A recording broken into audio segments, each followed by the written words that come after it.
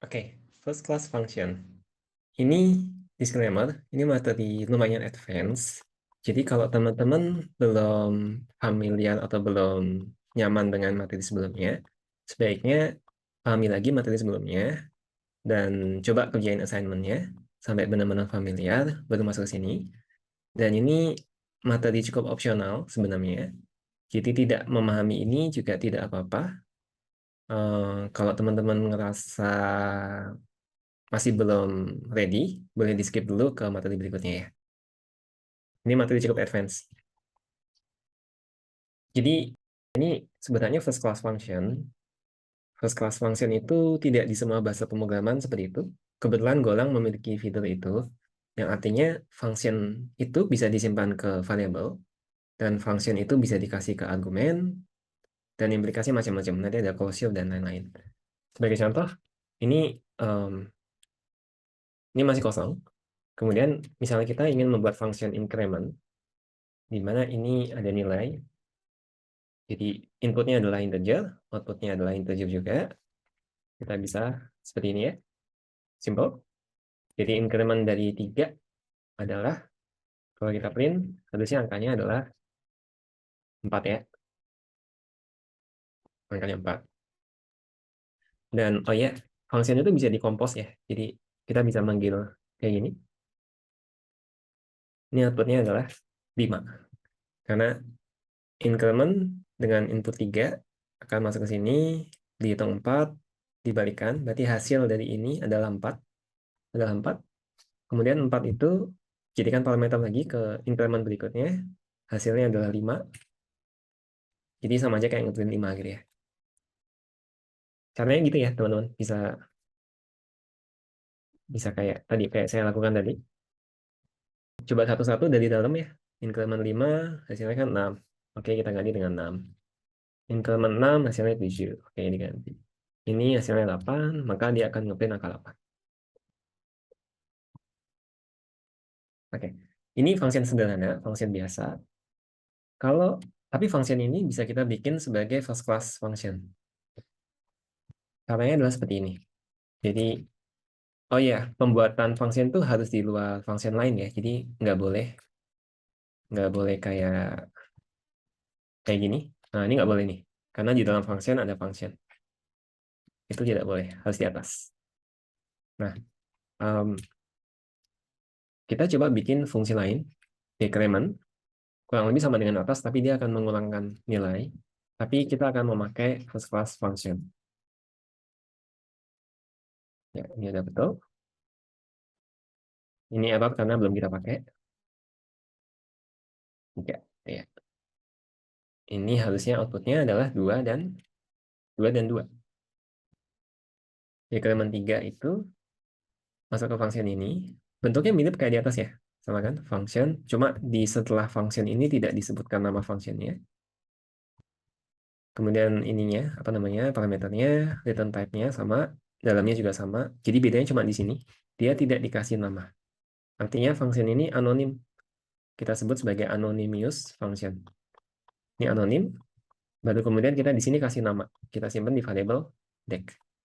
Jadi variable ini, kalau sebelumnya kan kita belajar variable itu tipenya bisa integer, bisa int 32, bisa boolean, bisa float ya.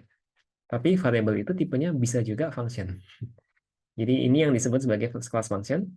Function bisa di-set sebagai value dari variable. Jadi dec ini variable yang tipenya function, sehingga kita bisa memperlakukan si variable ini selayaknya function.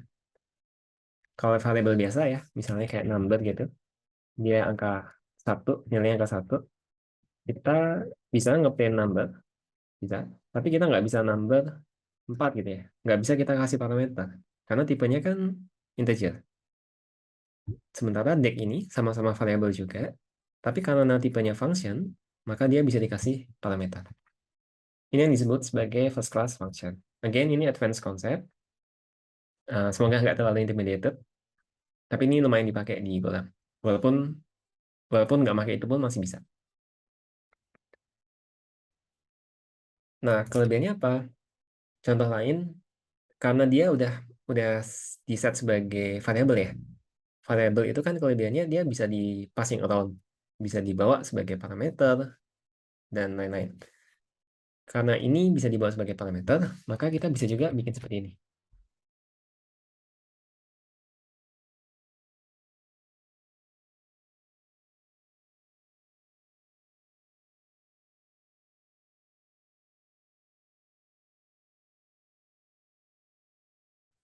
Ya, ini agak kompleks.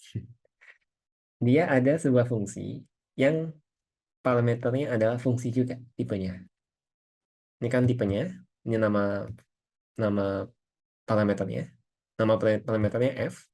Sementara di sini tipenya adalah function dengan satu variabel, satu parameter, dan membalikan result satu juga. Inputnya satu integer, outputnya integer juga. Dan ini parameter biasa, tidak ada ya, ini simple ya, simple parameter. Nah, di sini kita memanggil f. F itu kan tadi kita sebut sebagai f itu variabel biasa ya, parameter biasa, tapi tipenya again first class function, tipe variabel bisa berupa function. Kita bisa memperlakukan f itu sebagai function. Jadi di sini saya memanggil f-nya 2 kali, kemudian dikasih x. Kita coba aja. Cara pemakaiannya bisa twice increment 1. Nah, ini contoh pemakaian. Coba ini saya hapus dulu. Increment masih ada. Oke, ini x plus 1 bisa juga pakai x plus plus ya. Nggak bisa, karena dia mengubahnya nilai x. Harus x plus 1. Kalau mau pakai x plus plus, ini. Di atasnya x plus plus dulu, kemudian return x. Outputnya apa? Outputnya adalah angka 3. Angka 3. Kenapa? Jadi twice itu kayak mengeksekusi increment 2 kali. 1 naikin 1, 2 naikin 1 lagi jadi 3. Nah, function increment itu kita masukin ke sini. Dan di sini kan f itu kayak increment kan jadinya. Jadi ini ibaratnya kayak ini. Seperti yang udah kita coba tadi. Incrementnya dipanggil 2 kali. Agak aneh ya. Eh, ini butuh penyesuaian. Jadi ya butuh cara berpikir yang berbeda. Karena sebelumnya kita berpikir variabel itu selalu ya Boolean, numbers, simple type lah. Sementara di first class function, variable bisa juga adalah sebuah function. Terakhir, belum yang terakhir. Mungkin sebelum ke closure, saya jelaskan dulu tentang ini.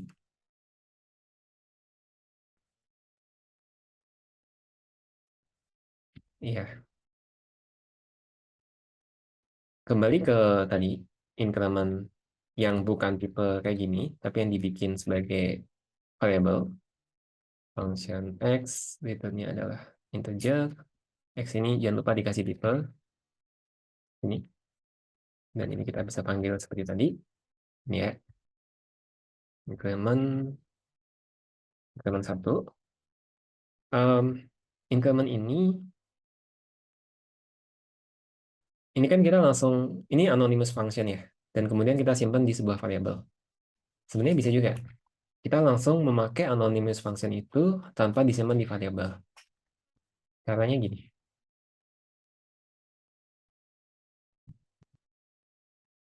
Jadi, ini kita langsung memakai function ini dan kita kasih parameter 1. 1 akan masuk ke sini, 1 tambah 1, 2, hasilnya akan disimpan ke Q. Dan Q ini tipenya udah integer ya, bukan lagi function. Ini yang disebut sebagai IIFA, Immediately Invoke Function Expression. Jadi semacam kayak kita sudah membuat fungsinya, kemudian langsung kita panggil nih, tanpa function itu disimpan di variabel apapun. Jadi ini nih sebenarnya sama aja kayak f, jadi itu sama dengan ini, terus kemudian manggil f1 dan disimpan di Q. Yang atas ini sama persis dengan di bawah, cuma di bawah ini, di atas kita nggak membuat variabel f lagi, tapi langsung memakai fungsinya dengan dikasih parameter 1.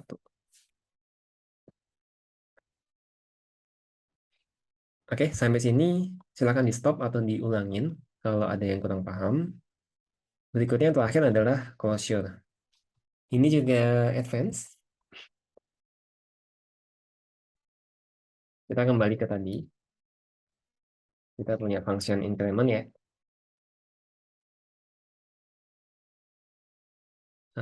Ada yang salah. Ini nggak boleh ada ini. Oke. Ini kita jalankan lagi. Harusnya hasilnya 2. Tapi kita bisa bikin counter namanya.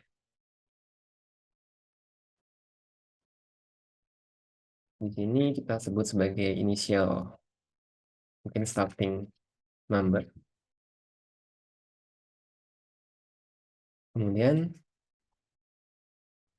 ini akan memberikan function juga. Jadi ini returnnya bukan integer, tapi adalah function yang outputnya adalah integer.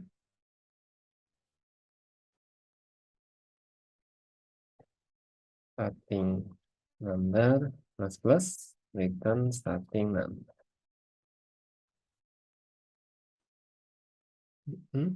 Ini nggak dipakai, ada error.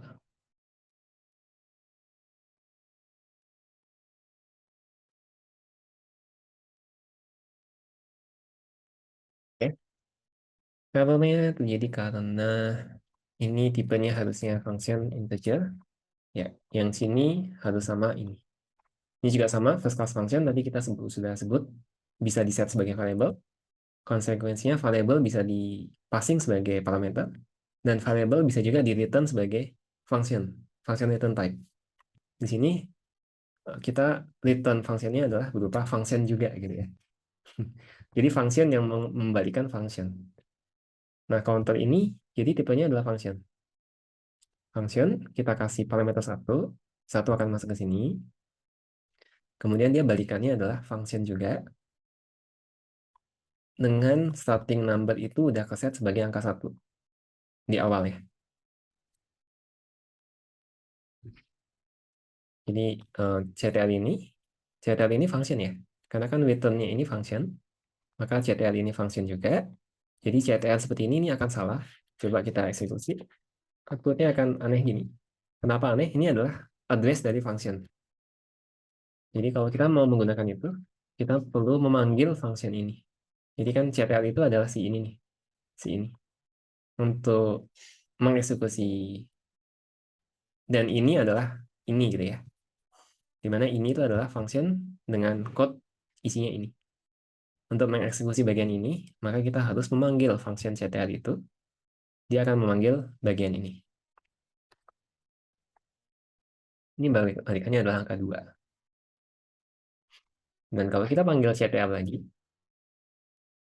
dia akan membalikan angka 345. Jadi diulang-ulang. Bukan diulang-ulang, dilanjutin counternya. Kenapa? Karena starting number ini kita sebut sebagai closure ya. Again, ini advanced concept ya. Dan semoga nggak intimidated. Ini akan nambah terus. Ini semacam jadi local variable gitu. Dan maka hasilnya ini akan naik terus ya. Begitu demikian untuk first class function. Ya, again di materi advance. Tapi kalau teman-teman bisa memahami ini, sebenarnya akan berguna untuk banyak hal ya, untuk beberapa hal ya. Oke, function first class function ini untuk informasi teman-teman ada juga di bahasa pemrograman JavaScript. Di situ akhir-akhir ini lumayan banyak dipakai ya untuk React, untuk Redux dan seterusnya. Tapi kalau di Golang nggak sering mendapati ini. Cuma ini bisa mempersimpel aja. Oke, terima kasih.